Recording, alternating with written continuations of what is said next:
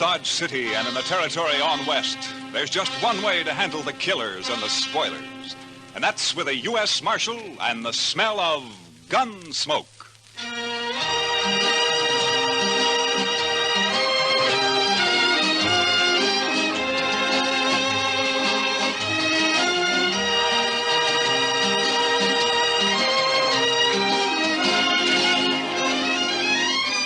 Gunsmoke, starring William Conrad. The story of the violence that moved west with young America. The story of a man who moved with it. Matt Dillon, United States Marshal.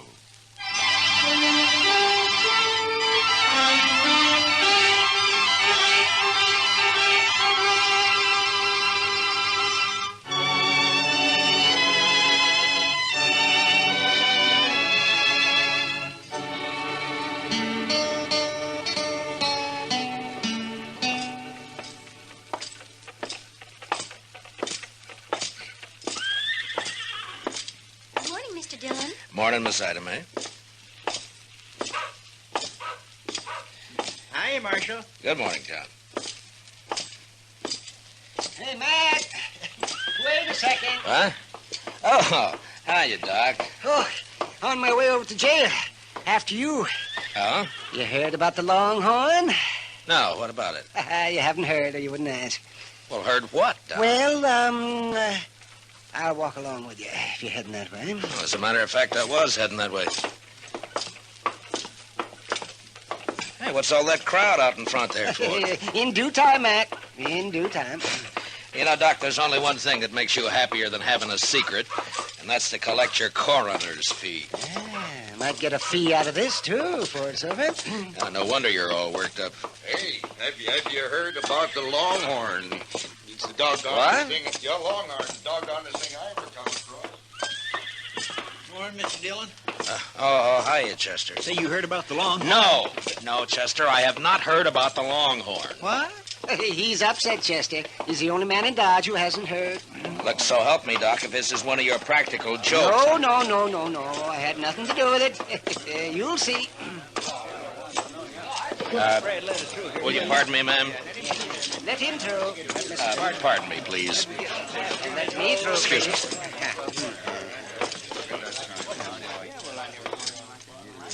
Well, Mr. Dillon? What do you think of it, Matt? Aside from the misspelled words. The Longhorn been closed all morning? Yep, locked tight. That sign was on the door daylight. The Longhorn Saloon will open at 8 o'clock tonight with new management and a new policy. Everybody welcome. Signed, the new manager, Mamie. Mamie? That's a woman, Matt. Lately of Kansas City, St. Louis, and points east. Well, I don't know, Mr. Dillon. We never had a woman running a saloon in Dodge City before. And we won't now, Chester. The boys won't let her last an hour, I'm afraid. Be kind of fun for that hour, though. And another thing, if this Mamie is the new manager, what's happened to Herman Bleeker? Well, I don't know. He must have sold it to her. He didn't say anything about it yesterday morning. That's right. I saw him over at the livery stable in the afternoon showing off one of them fancy vests he's always ordering. And he never said one word about it. Well, you know that little Popinjay. He's flighty. Probably happened sudden. Too sudden, Doc. Even for Herman. Say, come think of it, I haven't seen him all morning. And he's usually strutting up and down Front Street, preening himself like a powder pigeon. Yeah, he's probably upstairs there, sleeping in, getting ready for the opening tonight. We gonna be here, Mr. Dillon? Mamie. Mr. Dillon? Huh? Oh, yeah, Chester. We're gonna be here.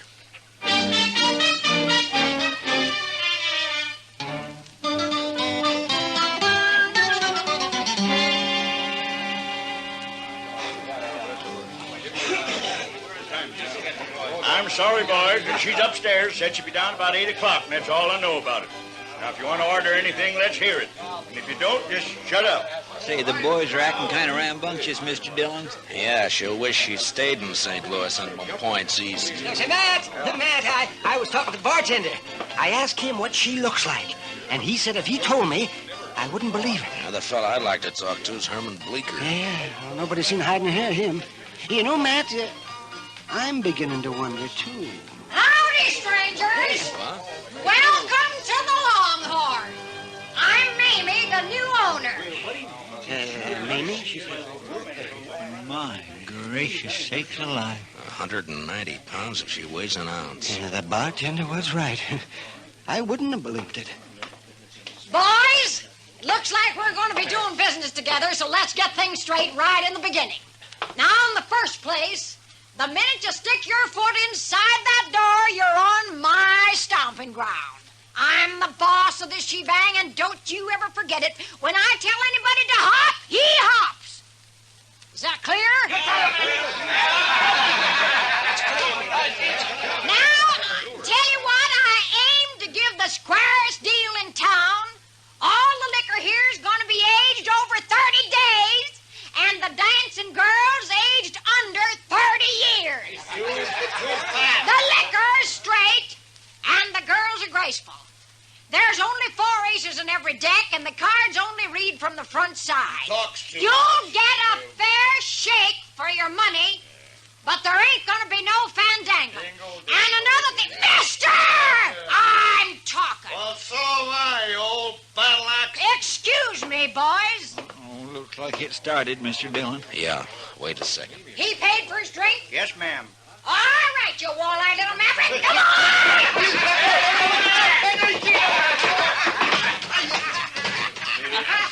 Throw his head out after him. Now, as I was saying, boys, I just won't stand for no fandangling. Now, maybe some of you figured I was wearing this six-shooter for a decoration. When I just cast your eyes on that ace of spades I got tacked up on the back wall. Now,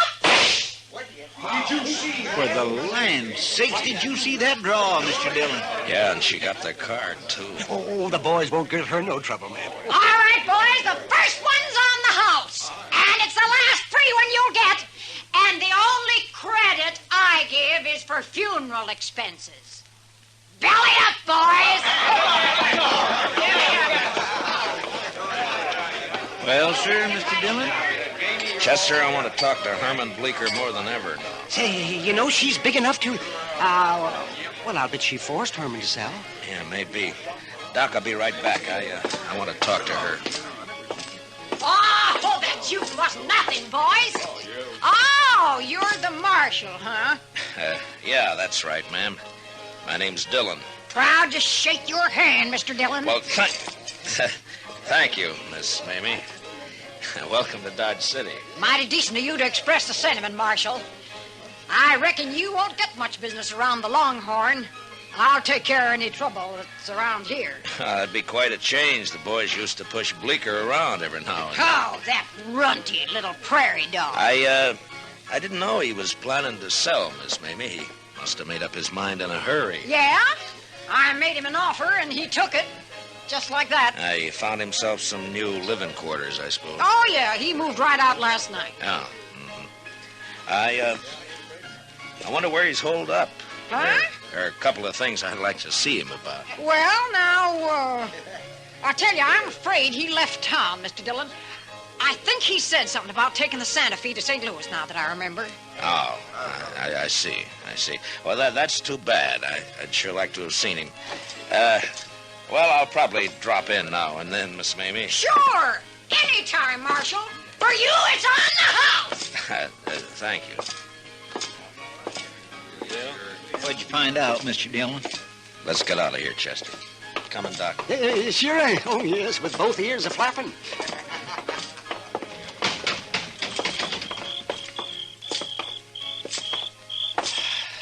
Well, boys, what do you think of her? Oh, my gracious, Mr. Dillon, I sure would hate to meet her in the dark. Oh, why, she's got a voice like a buffalo. Ain't it awful?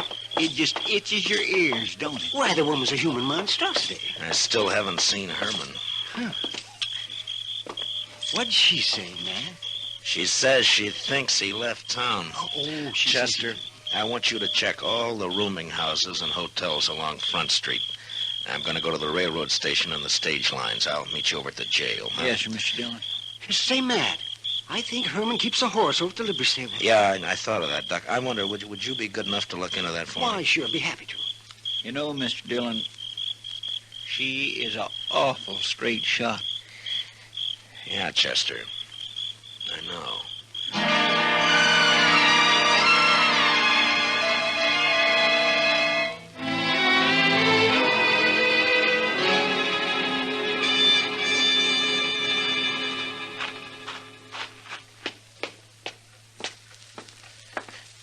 You here, Matt? Oh, yeah, come on in, Doc. Well, his horse is still over at the stable. He didn't tell them anything about leaving. He didn't leave, Doc. Mamie came in on the 9 o'clock train last night. Only one train out after that, around midnight. He wasn't on it. And he didn't buy a ticket on the stage either. Yes, see, now what did I tell you? Matt, that settles it. Yeah, of course, he may have moved into one of the hotels. No, sir, Mr. Dillon, I'm afraid he didn't. Oh, what'd you find out, Chester? That nobody in this town has seen Herman Bleecker since around 9 o'clock last night. Matt, I knew I'd get me a fee out of this, one way or the other. Well, don't spend it yet, Doc. What? Buenos noches, señores. Oh, Manuel. Come on in.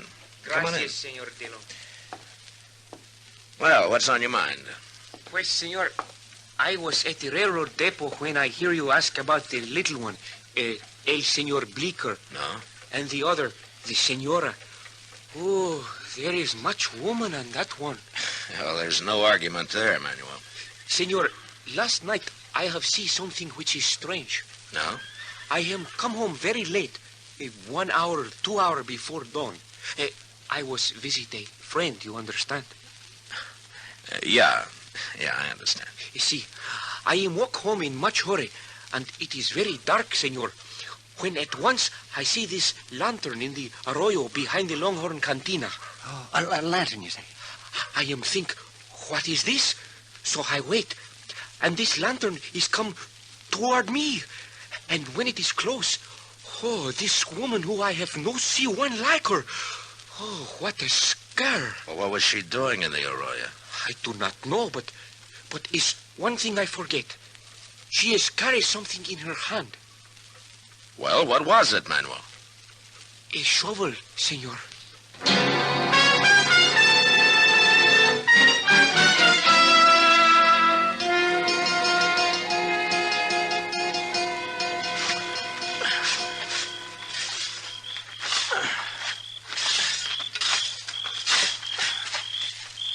Find anything, Matt? Well, there's something here, Doc, but I can't quite... Hold the lantern over here, will you, Chester? Yes, sir, Mr. Dillon. I found something here, if I can just get it loose. Lantern all right, Mr. Dillon? Can you see what it is? Yeah, it's fine, Chester. Yeah, I got it. Oh. It's a boot. Yeah, here's the other one. Yeah. All that fancy stitching. Matt, those are his.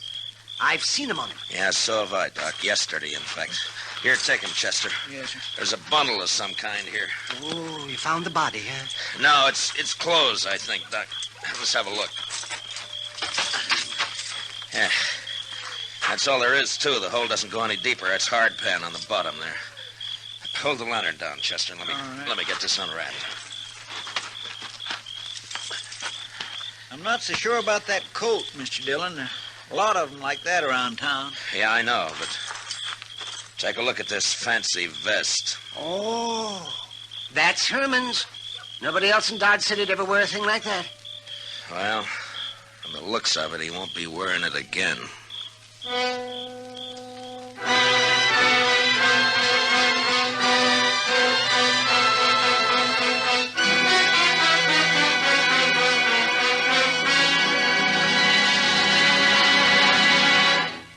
We will return for the second act of Gunsmoke in just a moment. But first, the escape car speeds from the scene of the crime, and the victim notes its license number. Police investigating the case discover the car has an ironclad alibi. That just begins the excitement on tomorrow night's Gangbusters program. It's the case of the twice-parked car, an authentic crime story taken from actual police records. Don't miss Gangbusters, presented by CBS Radio tomorrow night over most of these same stations. Now, the second act of Gunsmoke.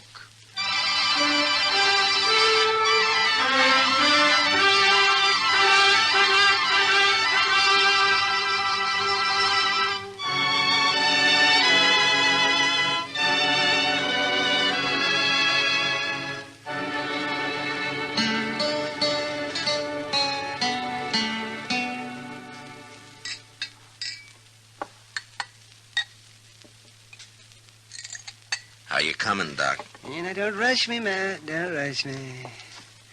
I haven't made one of these blood tests in years. If you ask me, I don't see any use in making one now. Well, let me see. Pour the precipitate into here. What other kind of blood could it be except human? Doc, I only want to be sure, that's all. All right. Let me see. 5 drops of the sulfate. You sure look uncomfortable, Matt. Well, how'd you like to try arresting that lady, Doc? Not my job to arrest her. All I'm doing is stopping up these loopholes Matt's trying to wiggle out of. Well, that's real decent of you, Doc. Real decent. No, sir, Matt, I don't recall you ever being in such a predicament.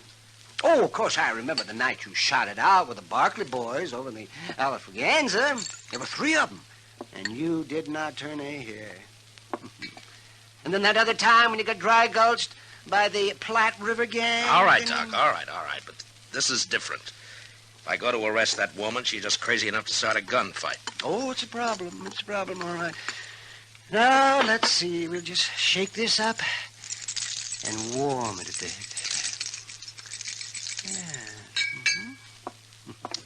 You know, there is one thing, though, Mr. Dillon. Shooting at a mark's not the same as a gunfight. Maybe she wouldn't even resist. You really believe that, Chester? No, sir. Oh, she ain't a woman. She's a human catastrophe. She sure is for Matt. Well, there's still a chance we may be going off half-cocked here. That blood could have got on Herman's vest a dozen different ways. We'll soon see. Let's see now. A couple of drops of reagent. 1, 2, 3, 4, 5. Yeah. And we'll look for the color change. So, turn up the lamp a little bit, will you, Chester, please? All right, Doc. Oh. Wow. Yes, Well, Doc? well, it's tough luck, Matt.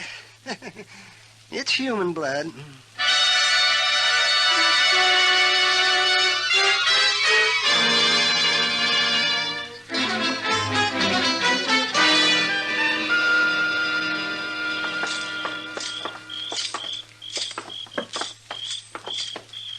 Hey, Matt, I thought we was going over to the Longhorn to talk to Mamie. How come the jail? She'll keep, Doc. She's not going anywhere. Looks cut and dried to me, Matt. It might not if you were in my shoes. Come on in, boys.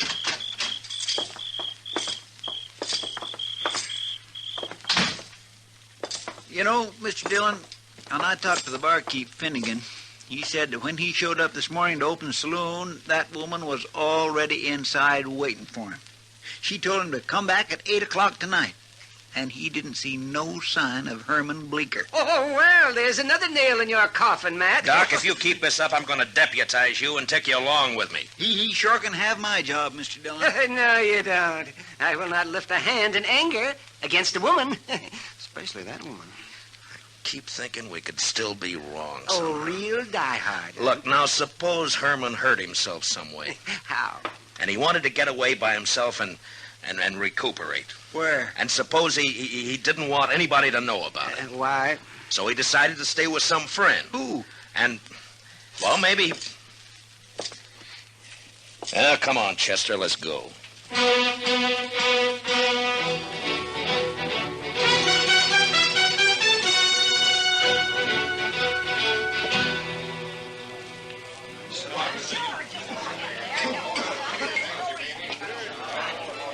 There she is at the end of the bar. What are you going to do, Mr. Dillon? Take her in, Chester. Maybe she'll talk when she's arrested. I gotta get that gun away from her some way. It's not going to be easy. And it's gotta be done. I've never drawn a gun on a woman yet, and I'm not starting now. If I could just manage to... I don't know. There might be a chance. Stick close to me, Chester. Yes, Mr. Dillon. Well, Marshal, mighty glad you dropped back in. I was just wondering how you were getting along, Miss Lee. Like a kid with 2 tongues and an all-day sucker. Say, now tell me, did you find that little weasel Herman Bleeker? I thought you told me he'd left town. Oh, well, I was just guessing, Mr. Dillon. He said something about planning to. Here, step up and have a shot of poison. No, thank you. As a matter of fact, I came back here for a particular purpose. Chester and I have a little bet on. Mr. Dillon, What kind of a bet is it, Marshal? Well, it was about that shooting trick of yours, hitting the center of that playing card, you know. Chester figures that it was a fluke of luck. He's bet me that you can't do it 5 times in a row. Well, we'll soon settle that. The card's still up there. Stand aside, boys! Mamie's gonna limber up her shooting irons and get out of the way. Get down there, Curly. All right. There's one. Couple of them. You're doing fine so far. How you doing down there, boys? All dead center so far. Say, you there, whatever your name is, what do you think of your bet now? well, I guess I just kind of lost my head, Miss Mamie. Well, 3 down, 2 to go. There's 4. And 1 more. Oh, yeah. Well, what are you stopping now for, Mamie? Well, I got some rules I go by, Marshal. One of them's never to fire my last shot and leave my gun empty. Yeah, I see. Well, that's a pretty good idea, I guess. Sorry to lose your bet for you, Marshal. I'm convinced. Well, I guess that didn't quite... Chester. Miss Mamie, I guess you're not a gambler yourself, huh? Who says so? I'll take a fair bet at even odds any day of the week and twice in Philadelphia. Well, in that case, I'll make you one. I got a pretty fair gun here. Or at least I thought so till I saw yours in action. Well, I'd say yours every bit as good as mine. Well, then how about a bet? Your gun against mine on the 1-cut high card, huh? Well, now, how? I didn't... Of course, it's all right with me if you'd rather back out on it. Who's backing out? You got yourself a bet, Mr. Dillon. Finnegan, shuffle us a deck. Okay, Miss Mamie. It's a better a fight. Mamie never backs out. There you are, Miss Mamie. Now, who goes first, Mr. Dillon? What? Ladies, always. All right. If you're a friend, Lester'll cut him for us once. It's Chester. Never Yes, Chester, mind. be Cut proud. the cards. Yes, sir. Ma'am. Now, let's see what we've got. Jack of spades. That's not bad. Plenty good, Marshal. Plenty good enough to beat anything you can... King of diamonds. All right. I'm beat. Fair and square. You won yourself a gun. Thank you. Here, Chester, will you take it? Yes, sir. And now the handcuffs. Here, now! Maybe you're under arrest. Why, you, of all the sidewinds and double-crossing backhanded... Mamie! Now, you're going to stay fastened to me until I get you in a cell, so you might as well make the best of it. Why, you... And as far as that's concerned, you'll be safer in jail than out of it once word gets around. People here in Dodge City thought a lot of Herman Bleecker. That little sawed-off groundhog... That's no excuse for killing him in cold blood. What? You heard him, Mamie. You killed me. Bleecker! This is the biggest night of my whole life. To hear somebody finally shut Mamie up and make her like it. The marshal's a gentleman, you little weasel. He knows how to talk to a lady. And to hear you say how much the town thinks of me, Mr. Dillon. What's this all about, Herman? Well, I'll tell you what it's all about. Yes. This little grub worm ran out on me in Cincinnati 3 years ago. Like to broke my heart. I've been hunting him ever since, and last night I found him. I wailed the living daylights out of him. Yeah, he looks like it. But why did you bury his clothes? Mr. Dillon, would you want to be married to a man that dressed like that? She pretty near murdered me, though, Mr. Dillon. I've been up there in bed all day, just too bruised and embarrassed to hobble downstairs. Oh, we had our ups and downs, Marshal, me and Herman. You know how it is. Yeah. Chester, give me the keys to the handcuffs, will you? Yes, sir. I got them right here in... Well, I guess they're over in the... What's the matter, Chester? Oh, Mr. Dillon, when we were digging out there, guess I must have lost him.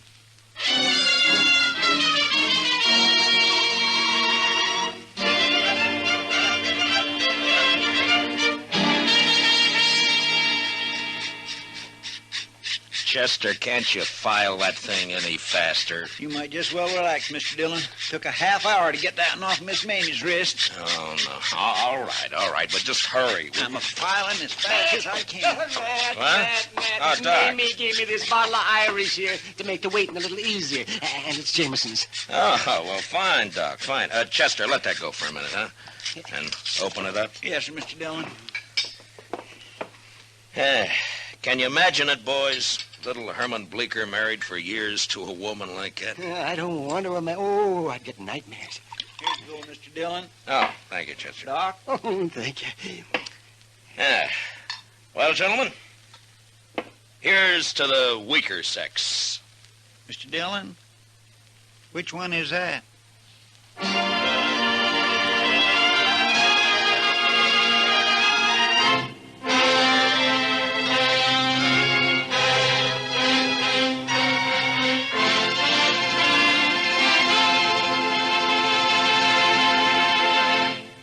Gunsmoke, under the direction of Norman MacDonald, stars William Conrad as Matt Dillon, U.S. Marshal. Tonight's story was specially written for Gunsmoke by Les Crutchfield, with music composed and conducted by Rex Corey.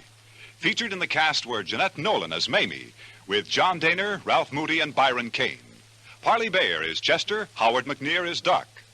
Join us again next week as Matt Dillon, U.S. Marshal, fights to bring law and order out of the wild violence of the West in Gunsmoke.